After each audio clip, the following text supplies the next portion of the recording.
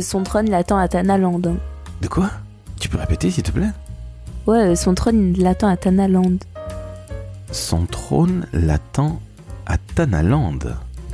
Si vous ne voyez pas le problème, demandez à un ado. Comme vous vous en doutez, cela fait bien longtemps que je ne suis plus ado. C'est pour ça que j'ai non pas demandé à ma fille, mais plutôt à Constance Viblet, la directrice marque et communication d'Alliance France, de me raconter les coulisses de cette magnifique campagne que vient de lancer Alliance dans le métro et en DOH, entre autres, et qui reviendra cet été. Cette campagne, en fait, parle de cyberharcèlement. Le cyberharcèlement, vous savez tous ce que c'est. Malheureusement, en tant que parents ou adultes, on ne maîtrise pas le langage de nos ados d'aujourd'hui. Dès lors, cette campagne, que je trouve absolument sensationnelle, et qui a été créée par l'agence Ogilvy pour Alliance France, méritait que Constance nous explique les tenants et les aboutissants de ce chef-d'œuvre. Je dis bien chef-d'œuvre car je pense très sincèrement que la campagne sera primée l'année prochaine. Dès lors, si vous avez envie de savoir ce que veut dire PNJ, KYS et bien d'autres choses, y compris des emojis, je vous laisse écouter cet épisode en compagnie de Constance Viblet, directrice de la marque et de la communication d'Alliance France, l'assureur qui n'est plus nécessaire de présenter, et vous allez, croyez-moi, en apprendre énormément. Je suis Laurent François, fondateur et dirigeant de l'agence Maverick. Vous l'avez compris, j'ai une ado à la maison qui a 13 ans. C'est elle que vous entendez en tout début de cette voix off.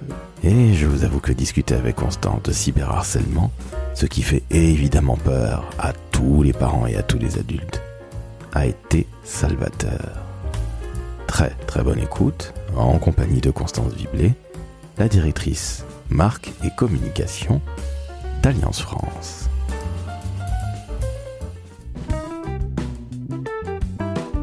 Le décodeur de la communication, un podcast de l'agence Maverick. Salut Constance. Salut Laurent. Comment ça va? Bah super. Écoute, je suis ravi de te revoir. Alors, rappelez-vous, chères auditrices, auditeurs, à la rentrée dernière, Constance était directrice de la communication Total Badass chez Abeille Assurance. Absolument. Et en fin d'année, tu trouves un nouveau poste. J'ai changé de crèmerie. Tu as changé de crèmerie, et quelle belle crèmerie, une crèmerie allemande, entre autres, puisque tu es chez Alliance, qui est aussi un assureur. Félicitations. Tout à fait, je suis très très heureuse d'avoir rejoint les équipes d'Alliance, c'est une vraie fierté. Ah ben, tu peux être fier parce que c'est la première marque d'assurance mondiale. Absolument. Et sponsor des Jeux Olympiques. Jusqu'à 2032. Et heureusement, parce que moi j'ai eu la bonne idée d'arriver juste après les Jeux Olympiques. Mais quel dommage, madame. À 2-3 mois près, c'est dommage. C'est vraiment dommage, moi j'ai tout raté. Donc j'étais bien conscient quand ils ont annoncé que ça se prolongeait, ce qui permettra de faire les Alpes françaises en 2030. Oh, la vie est dure, n'est-ce pas? Tout à fait. Constance, tu es également la coprésidente de l'Association nationale des communicants, qu'on appelle les communicants. Absolument. Tout simplement. Et d'ailleurs, nous sommes là, nous sommes dans l'épicerie fine de la maison.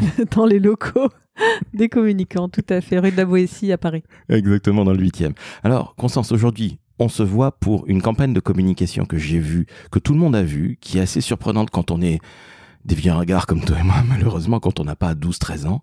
On va en parler évidemment, mais est-ce que tu peux, s'il te plaît, te présenter en quelques mots, allez, pour celles et ceux qui ne te connaissent pas à travers le monde, qui vivent encore dans la grotte de Ben Laden, et puis après on va rentrer dans le vif du sujet avec cette campagne sur le cyberharcèlement que fait Alliance, qui est une très très belle campagne, à laquelle je n'ai strictement rien compris initialement, parce que je suis vieux.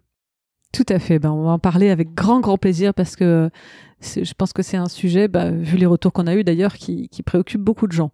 Donc moi je suis DIRCOM, juste DIRCOM, j'ai envie de dire, mais surtout DIRCOM. J'ai fait de la com toute ma vie, dans l'assurance, mais pas que. J'étais chez MACSF qui assure les professionnels de santé. J'étais chez Abeille Assurance, ça c'est dans le monde de l'assurance. Et puis hors assurance, j'étais dans la presse et j'étais chez le leader français des services à la personne, le groupe WeCare, dont O2 est la marque la plus connue. Ça c'est pour mon parcours professionnel. Et puis l'Association nationale des communicants que je co-préside avec Asael Adari, exactement. Eh ben merci alors pour cette présentation extrêmement succincte et bravo encore une fois. Une question qui est toute bête. Pour moi, Alliance France, c'est 8000 personnes, quasiment 12 milliards d'euros de chiffre d'affaires, mais À part le 18e étage, où j'ai eu le plaisir d'aller il n'y a pas très longtemps, qui est l'étage de la com, vous êtes combien au service com? Alors, on est une 50aine. Alors, c'est une très belle équipe. On a aussi la joie d'avoir beaucoup d'alternants avec nous. Chez Allianz, on a une politique d'alternance qui est très favorable aux alternants parce qu'on aime bien accueillir les jeunes avec nous. Il y en a beaucoup qui restent avec nous quand on a la chance d'être dans une période où on peut les garder, parce que si on pouvait, on les garderait tous. Et à la com, c'est vrai que ça nous permet aussi de brasser beaucoup, d'avoir beaucoup d'idées, de 109, etc. Donc c'est pour ça que j'ai vu beaucoup de jeunes au 18e étage. Beaucoup de jeunes, ouais. On se sent très vieux quand on arrive. Enfin, en tout cas, moi, je me sens vieille. Alors, on va se sentir encore plus vieux en parlant du sujet qui m'amène aujourd'hui, qui est cette campagne de com, de publicité sur le cyberharcèlement, qui est absolument incroyable. Alors, je n'habite pas très très loin de la station Villiers, sur la ligne 2 du métro. Et je t'envoie un soir, j'en suis désolé au passage parce que c'était un soir de long week-end, je t'envoie une photo et je me suis aperçu que tout le quai direction Gallieni sur la ligne 3 à Villiers, puisqu'il y a une correspondance, c'est vraiment très intéressant ce que je raconte là, tout le quai était pris par tes pubs. Et cette campagne de cyberharcèlement dit intrinsèquement, si vous n'y comprenez strictement rien, demandez à un ado, ce qui sous-entend qu'on est trop vieux, toi et moi, et je n'ai objectivement rien compris. Et heureusement qu'il y a des explications dans le texte, parce que sincèrement, en tant que parent, quand on parle de cyberharcèlement vis-à-vis d'un enfant qu'on connaît, ou pire encore du sien, on est complètement désemparé. Est-ce que tu peux nous en parler, s'il te plaît, parce qu'elle a été très remarquée. Je pense qu'elle sera primée l'année prochaine, puisqu'elle est sortie en mai, donc il y a quelques jours. Est-ce que tu peux nous en parler, s'il te plaît, Constance? Avec grand plaisir, et il y a énormément de choses à dire. Je dirais que la première chose, tu es comme 75% des Français. Au moment de lancer cette campagne, on a posé la question aux Français en disant « Est-ce que vous comprenez le langage emoji, SMS des ados ?» 75% des Français nous disent oui, en se disant « Oui, pouce en l'air, je vois bien ce que ça veut dire, petit smiley qui sourit, ou MDR ou LOL, ce qui est déjà complètement dépassé entre nous. » Donc, 75% des Français disent oui. Et puis on s'est amusé, on a testé. On a testé 6 emojis et SMS pour voir si en effet ils les comprenaient. Et il n'y a plus que 1,3% des Français qui, en effet, décryptent correctement ces emojis et ces langages SMS. Pourquoi ? Parce que c'est ça qui est absolument flippant, et c'est là qu'on a voulu mettre le doigt dessus. Ce langage-là, il est dans les téléphones des ados. Les téléphones des ados, ils sont dans les chambres des ados, ils sont dans l'intime des ados. Et nous, adultes, alors j'ai envie de dire bien au-delà des parents, parce qu'il n'y a pas que les parents, parents, grands-parents, éducateurs, profs, on va dire adultes référents, on est complètement à la ramasse là-dessus et on ne voit pas. On ne voit pas, on n'entend pas, parce que c'est caché, c'est insidieux, c'est caché dans l'ensemble des ados. Donc nous, on a créé cette campagne, en fait, on s'est dit, comment est-ce que... mais tout ça vient, je vais remonter un tout petit peu, parce qu'on n'est pas juste là pour dire, au fait, le cyberharcèlement, c'est pas bien. On est assureur. Quand on est assureur, on travaille, on répare, pour réparer le moins possible, on va dire, on fait de la prévention, et on essaye d'éviter que le sinistre survienne. Même si évidemment on est là quand il y a la réparation, une réparation ça laisse toujours des traces, c'est jamais idéal la réparation. Le meilleur sinistre c'est celui qui n'arrive jamais. Donc finalement dans certaines de nos assurances, comme par exemple l'assurance scolaire ou l'assurance protection juridique, à l'intérieur de ces contrats d'assurance, il y a des garanties qu'on a été d'ailleurs les premiers à mettre en place en 2018 et puis depuis on a été suivi par le marché, mais des garanties autour du cyberharcèlement qui te permet d'être accompagné juridiquement si toi ou ta famille est dans un cas de cyberharcèlement, mais aussi avec un psy, aussi avec de l'effacement de données, enfouissement de données, etc. Donc, ça c'est pour dire que depuis assez longtemps, c'est quelque chose qui nous préoccupe et on voit que c'est un sujet qui monte. Alors, sachez-le, chers auditrices et auditeurs, Constance vous raconte une stricte vérité comme à l'habitude, mais ça ne date pas d'hier. Et c'est ça qui est intéressant. C'est ça.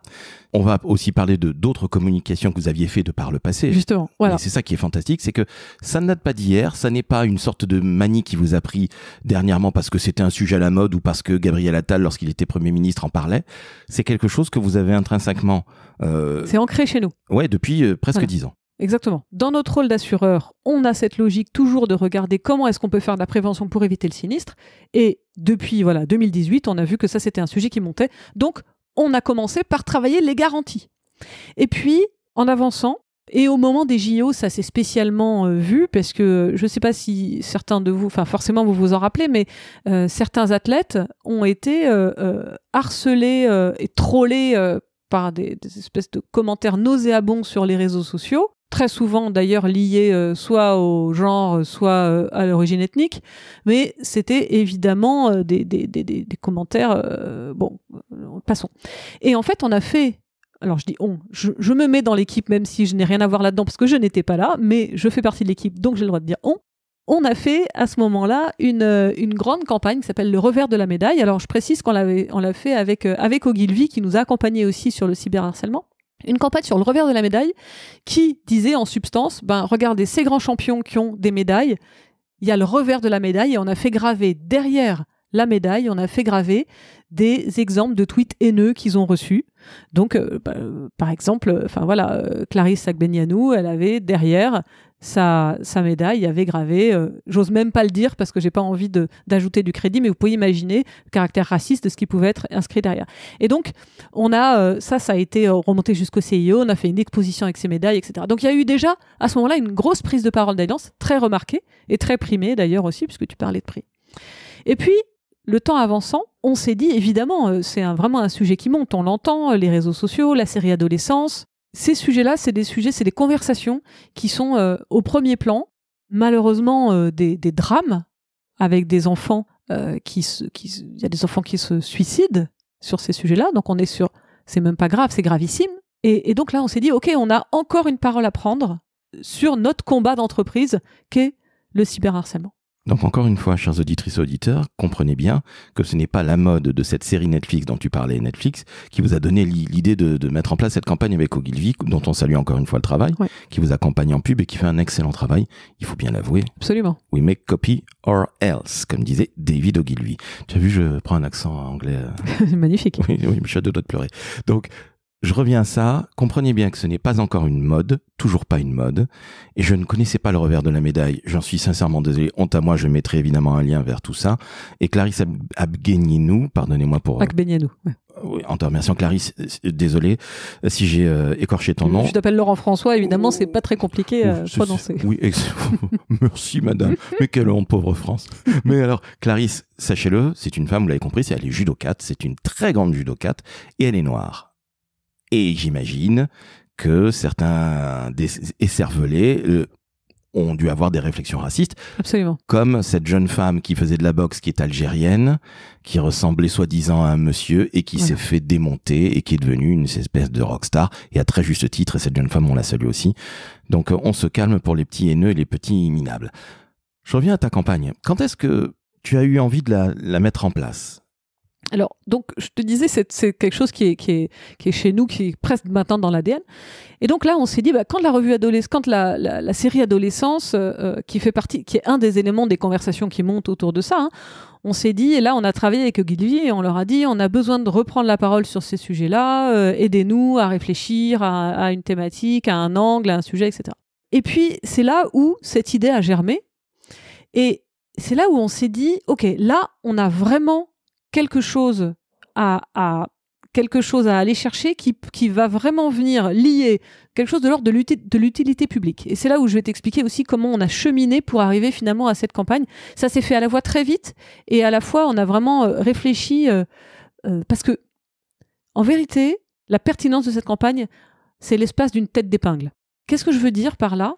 Une virgule mal placée, un mauvais mot, et on tombe. Oui, c'est complètement à plat et on comprend rien. Soit on comprend rien, soit on est indécent. Exactement. Donc, c'est pour ça que je te dis c'est une tête d'épingle. C'est-à-dire qu'il fallait, ou une ligne de crête si tu veux, l'espace d'expression, l'espace de conception de cette publicité est extrêmement étroit. On n'a pas le droit, quand on parle d'enfants qui se suicident, on n'a pas le droit d'être à côté de la plaque. On n'a pas le droit d'être indécent. On n'a pas le droit de ne pas être clair. On n'a pas le droit de ne pas apporter quelque chose au débat. Mais alors justement, je te coupe la parole un instant. Vous vous êtes pas un peu pissé dessus avec Ogilvy ? Ogilvy ? Mais complètement. Ah, voilà. Complètement. Il y a eu du test et du pré-test. Ouais, alors évidemment, validé par des ados, tu peux l'imaginer, mais pas que. Moi, je vais le dire, Mathieu Elkaïm, qui est le directeur de création qui nous accompagne, je pris mon téléphone et on s'est parlé longtemps et on s'est dit, on a fait du ping-pong et on s'est dit, qu'est-ce que t'en penses ? Et là, et si on change ça, on essaye ça. Toutes les équipes, on a travaillé, on était beaucoup à travailler là-dessus. En interne, chez Allianz, chez Ogilvy aussi, des gens autour de nous. On a tous partagé dans nos familles. Parce qu'on a besoin d'être sûr de ça. Oui, mais vous êtes tous vieux. C'est pas difficile d'être vieux, passer 13 ans.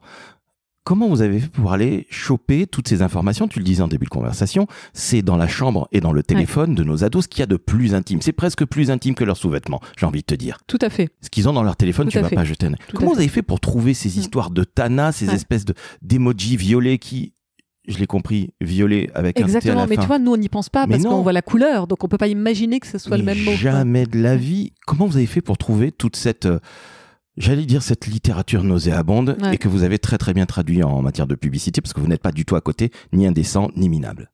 Écoute, alors j'ai raconté un peu, moi, j'ai un fils et une fille qui sont un peu plus âgés, ils ont 19 et 22, et j'ai montré tout ça à ma fille pour vérifier est-ce que c'était compréhensible, etc. Et donc elle est plus directement atteinte par ça, mais j'ai compris dans nos échanges que c'était en fait qu'on avait tombé pile juste, et j'ai reçu, pour les parents ils vont comprendre, j'ai reçu quelques heures après un SMS me disant maman, c'est vachement bien votre truc. Pour moi, j'étais au top de ce qui était absolument magnifique. Voilà, je me suis dit, ok, on a vraiment visé bien. Elle a réfléchi après, elle s'est dit, ouais, il faut. En fait, elle voulait dire, il faut le faire. Il y a vraiment, il faut le faire. Quand ils ont vu ça, ils se sont dit, ça me rappelle quelque chose. Ils connaissaient 95% des mots du glossaire, des emojis du glossaire. Ah bon? Ouais. Ils connaissaient tout, et quasiment tout, et en effet, ils m'ont dit, ah oui, c'est vrai. Voilà, ils ont. Alors, ce qui est intéressant, en fait, et puis après ça, moi j'ai une équipe entre Ogilvy et nous, et ils ont cherché, ils ont fait beaucoup de travail de recherche pour aller créer ce glossaire. Hein. C'était un gros boulot. En fait, ces emojis, ils ont une mécanique un peu toujours la même, c'est-à-dire que c'est souvent souvent des univers de jeux vidéo, mais pas que. Les emojis, ils sont un peu dérivés. Alors, je vais t'expliquer. Par exemple, l'épi de maïs. C'est corne, et donc c'est porn. En fait, parfois, il y a juste une lettre, c'est en fait des dérivés. Il y a des emojis évidemment racistes aussi. Hein. Donc, par exemple, un arbre, l'emoji avec un arbre, c'est arabe, par exemple, parce que arbre, arabe, vous voyez. Donc, c'est oulala. Et je l'avais pas vu venir, parce que je l'ai vu ton glossaire, évidemment. Oui. Je dis pourquoi un arbre? Mais voilà. pourquoi un arbre arabe? Voilà. Alors, je mettrai le lien vers la page que vous avez faite, qui est vraiment très très bien. Il y a le glossaire que vous pouvez télécharger. Donc tu vois, même moi qui connais les dessous de la campagne, arbre arabe. Voilà. Il y a d'autres choses tout aussi immondes aussi. Hein. Ah oui. Il y a beaucoup de choses absolument affreuses. Alors par exemple, Kiss, K-Y-S, Kill Yourself. Et donc, alors, c'est anglophone. Alors ce qui est intéressant aussi, c'est que donc c'est très global en fait. Hein. C'est-à-dire que ça peut se déployer dans plein de langues. Et d'ailleurs, pour l'information, nous, donc tu l'as dit, on est un groupe allemand. Et en fait, on a partagé avec les autres pays, et il est tout à fait probable que les autres pays s'inspirent de ça pour eux aussi faire ce travail-là dans leur propre culture. Alors là, c'est pas le kiss, mais c'est le kiff total, parce que là, la France prend le lead sur quelque chose qui nous concerne tous à travers le monde. Super. Donc, vous irez voir. Il y a des choses auxquelles vous ne comprendrez strictement rien. Alors, on ne parle pas le langage des ados. Honnêtement, c'est une langue étrangère. Hein, pas la peine de se mentir. Comment elle a été reçue cette campagne? Alors, en interne déjà, chez toi. Ah ouais, elle a magnifiquement bien, et je vais m'expliquer. Comme tu l'as dit tout à l'heure, est-ce qu'on était comme ça? Alors là, je suis en train de faire le geste du j'ai peur. Mais oui, on avait peur. Moi, j'avais peur. Vraiment, j'avais peur. Je me disais, en fait, on se disait, oh là là, pourvu qu'on soit tombé juste. Comme je te disais, la tête d'épingle, hop, on a peur. Pour avoir un ordre d'idée, je vais te donner 2-3 métriques. J'ai un compte LinkedIn comme tout le monde. Sur mon compte LinkedIn, je suis, on va dire, dans le top 15, bien mais pas top, on va dire, des DIRCOM influents sur LinkedIn. C'est-à-dire que c'est pas foufou. Bon, voilà. Et donc, quand je fais des posts qui font à peu près 7000, mes posts maxi, c'était 7000 impressions par post, et je me dis, oh super. Enfin, ce qui est déjà pas mal hein, sur LinkedIn. Ce qui est pas mal du tout. Je me disais, waouh, quand je faisais 7000, c'était un peu mon top. Ne sois pas trop humble, s'il te plaît. Là, le jour où la campagne est sortie, j'ai fait un très long post LinkedIn, donc tout ce qu'on dit qu'il faut pas faire, un très long post avec plein de liens, de trucs, de machins, etc. J'ai fait ce post et puis je l'ai envoyé à ma communauté. 170 000 impressions. Bon, tout est dit. Voilà. Donc, et l'engagement et la qualité de l'engagement est hallucinante parce que les gens qui me parlent, enfin, du coup, il y a des échanges entre les personnes et tout le monde vraiment salue le caractère utile. Parce que c'est ça que je voulais dire aussi. Ce qui est très marquant, c'est que les gens nous disent merci parce qu'il y a un glossaire. C'est-à-dire qu'on ne se contente pas juste de dire « Regardez, ça a parlé à votre ado ». On donne un livrable extrêmement utile. Et c'est surtout ça qui est très viral, en fait. Tu donnes quelque part la Bible pour comprendre ce langage totalement incompréhensible pour n'importe quelle personne qui a plus de 25 ans, pour faire court.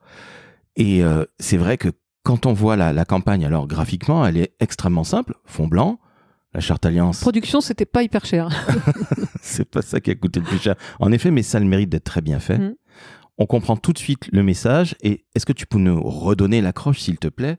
Alors, l'accroche, c'est si vous ne voyez pas le problème, demandez à un ado. Ça, c'est aussi, parce qu'en fait, c'est une campagne qui a plein de clés d'entrée, parce qu'il y a aussi celle-ci, c'est une campagne qui veut connecter les gens entre eux. C'est aussi ça qui est intéressant. C'est une campagne qui se lie à deux, finalement, qui se comprend à deux. Alors, j'ai tout à l'heure une de mes collaboratrices qui m'a envoyé une photo qui a été prise sur un quai, je sais pas si c'est à Charles de Gaulle ou à Villiers, où on voit une maman avec son ado de dos en train de lire ensemble la pub. Et moi j'ai vu ça, j'ai dit voilà. Mais c'est ça qu'on voulait. Constance, notre job de communicant, qu'on soit en agence ou qu'on soit comme toi chez la marque, c'est ça.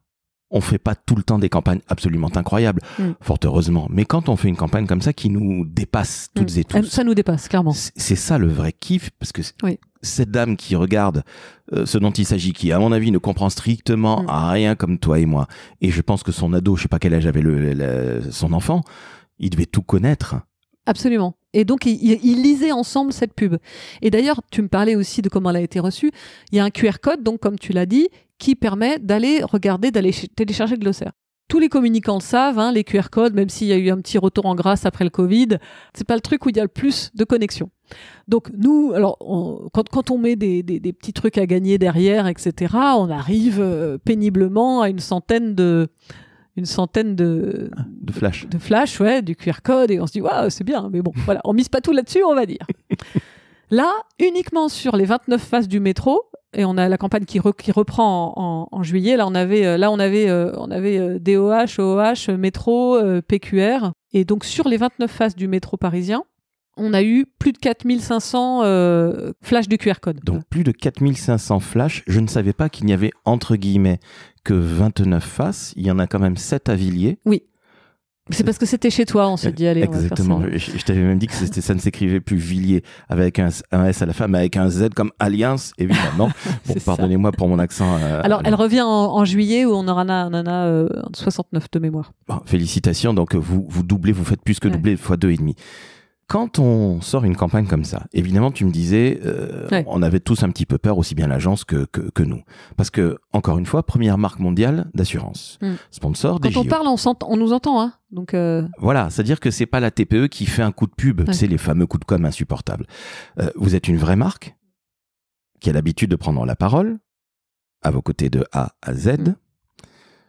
On est bien loin de cette campagne, évidemment, cette campagne. Ah, est-ce qu'on est si loin que ça ? Ben justement. Ah ben non, on est d'accord, mais on y revient justement parce que il y a d'autres choses que cette très belle campagne et que les messages. Mais quand on prend la parole comme ça, ta direction, toi tu viens d'arriver, en plus ça fait 6 mois que t'es dans la maison. Vrai. Ils ont dû se dire mais qu'est-ce qui lui arrive à Madame Constance enfin ? Mais qu'est-ce que c'est ? Comment ils ont pris ça les... Je sais pas si j'ose le dire. Allez, je vais vous dire ce qu'a dit le DG. Il a dit. J'avais un doute, mais maintenant je suis sûre que vous vous droguez. En nous parlant. Et la seconde d'après, il a dit c'est génial, on y va. On n'avait même pas fini la presse qu'il a dit on y va. Et en fait, il y a plusieurs choses qui se sont allumées en lui. Il y a aussi le grand-père. Il y a le chef d'entreprise, il y a le grand-père, il y a l'assureur. Tout ça s'est allumé, et tout ça s'est allumé en disant mais bien sûr il faut y aller, bien sûr c'est notre place et bien sûr c'est notre rôle. Pardonne-moi l'expression, mais c'est extrêmement couillu de la part de ton DG. Ouais. Comment s'appelle-t-il ? Il s'appelle Fabien Vatelet. Eh bien, vous êtes un homme sévèrement burné. Ça prouve que les assureurs savent aussi prendre, entre guillemets, des risques. C'était un risque, donc il n'y a pas de guillemets à mettre, c'était un vrai risque que vous preniez. No guts, no glory, comme on dit. Exactement. No pain, no gain. Vous auriez pu avoir très très mal, mais là, il y a un super gain. Donc, tout le monde chez toi trouve ça formidable ?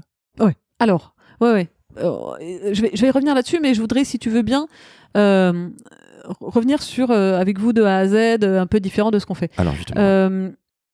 Notre stratégie de communication, elle est de rapprocher la marque des Français, de rapprocher la marque de ses audiences, d'être dans la proximité. avec notre campagne qui est aussi qui a été en télé en janvier, qui revient aussi cet été avec une petite comptine qui fait le tour de France avec les villes. Je sais pas si... Cite-moi s'il te plaît la dernière ville en Z. Zufgen. Voilà, alors ça évidemment j'en étais certain. Alors je vous décris le spot parce que c'est un 30 secondes je crois de mémoire qui est entre guillemets très simple.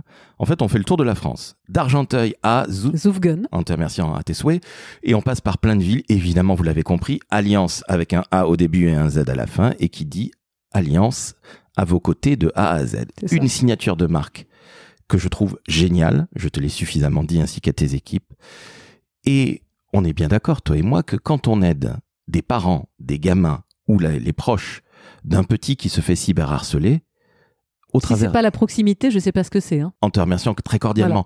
Voilà. Heureusement que vous le faites. Sincèrement, je vais parler un peu comme ton patron Fabien, mais qu'est-ce qui vous a pris ? Qu'est-ce qui vous a pris de sortir cette campagne ? Certes, il y avait le revers de la médaille. Certes, c'est pas... donc, il y avait le revers de la médaille. Il y avait notre histoire, comme je l'ai expliqué, et puis notre stratégie de communication qui travaille le sujet de la proximité. On l'avait travaillé à la proximité géographique avec cette histoire de A à Z, etc. Cette petite comptine qu'on aime beaucoup aussi, qu'on a aussi fait avec Ogilvy.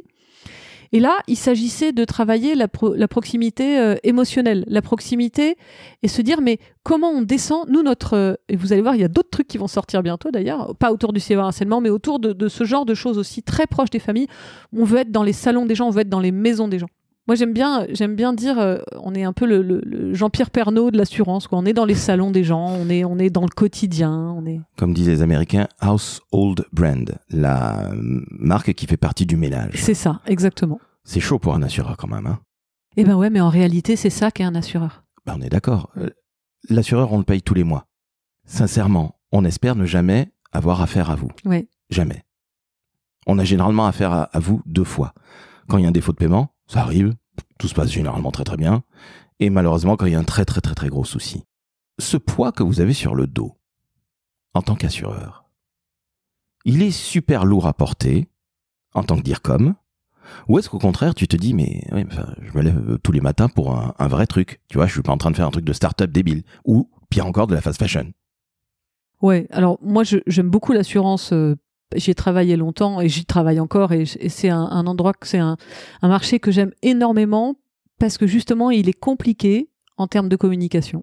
Je dis toujours, moi à chaque fois que j'ai changé de crèmerie, j'ai toujours cherché des secteurs où il y avait un enjeu en communication pour aller travailler une image qui n'était pas forcément si évidente que ça. Les services à la personne, c'est pareil. Hein. Ouais, c'est pas, avec O2, pas ça. Voilà, c'est pas facile. Et moi, ça m'amuse beaucoup. De travailler ces sujets qui sont pas si évidents. Tu l'as dit, hein, le produit d'assurance, c'est peut-être un des seuls produits que tu achètes et que t'as pas envie d'utiliser et t'achètes parce que t'es obligé. Franchement, c'est pas un achat très agréable. Donc, je suis d'accord, mais c'est celui qui te sauve la mise.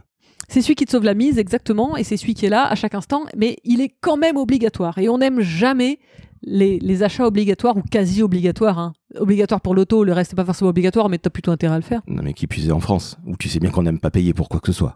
Oui, c'est pas faux. Mais moi non plus. Je suis bien d'accord avec toi. Moi non plus. Mais ça nous permet quand même d'avoir une narration, on va dire, un peu plus constructive et positive que celle autour de sinistres et de l'indemnisation. Oui, que de l'IARD, incendie... Accident, risque divers. Voilà, oui, alors déjà le R2, personne ne comprend ce que ça veut dire. Le premier, on comprenait éventuellement, mais c'est vrai que ce métier est très complexe, que personne n'y comprend strictement rien en tant que client, hein, on va pas se mentir. On se demande pourquoi on serait plus avec l'un qu'avec l'autre, exception faite de l'intuitu personnel.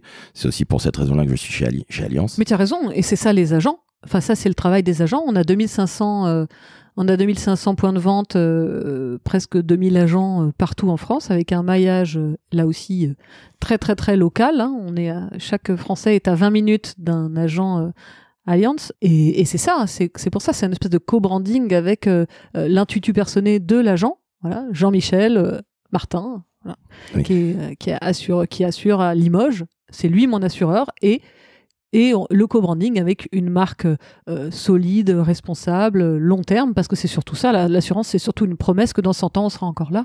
Exactement. Alors, quand tu parles d'agent, tu parles pas d'agent de police, évidemment, tu parles d'agent. Agent d'assurance, agent général. Un agent général, c'est tout simplement, pour faire un parallèle assez grossier, un franchisé. Ouais, c'est ça. C'est un indépendant. Un entrepreneur d'assurance. Exactement, un entrepreneur d'assurance et qui a au-dessus son nom à coquiner à celui d'Allianz ou d'une autre marque. Et ces femmes et ces hommes, ils sont quoi, 2500 si je dis pas de bêtises. Alors, il y a 2600 points de vente et parce que certains agents ont deux points de vente. Il y en a qui sont en train de créer des world companies à eux seuls, félicitations. Mais en tout cas, comprenez que c'est quand vous êtes dans la mouise. Vous aurez besoin d'un agent général ou tout simplement d'un salarié d'Allianz qui va vous aider. Et je peux vous jurer, je l'ai vécu moi il y a 30 ans, je m'en souviens encore, maintenant que j'ai plus 50 balais, je m'en souviens encore, c'est là que vous êtes sauvé. Et que vous vous dites, je paye tous les mois pour un truc, c'est pénible, on va pas se mentir, Constance, tu l'as bien compris, mais le jour où vous avez une couille dans le potage, je peux vous jurer que votre assureur, quand il fait le job, et c'est ce qu'ils font tous à 99,999%, eh bien vous êtes sauvé. Je reviens à une chose qui me tient particulièrement à cœur, le courage. Fabien, donc ton boss, te dit je ne sais pas ce que vous avez vu, chère Constance, mais vous êtes fatiguée. C'est génial, évidemment, il disait ça en plaisantant. Ce courage de dire comme, toi qui viens d'arriver, tu arrives dans une maison qui est bicentenaire, 1818, si je ne dis pas de bêtises. Alors Allianz a été créé en Allemagne, comprenez-le. En France, c'est une autre paire de manches, mais on ne va pas raconter l'histoire d'Allianz, c'est pas le plus intéressant.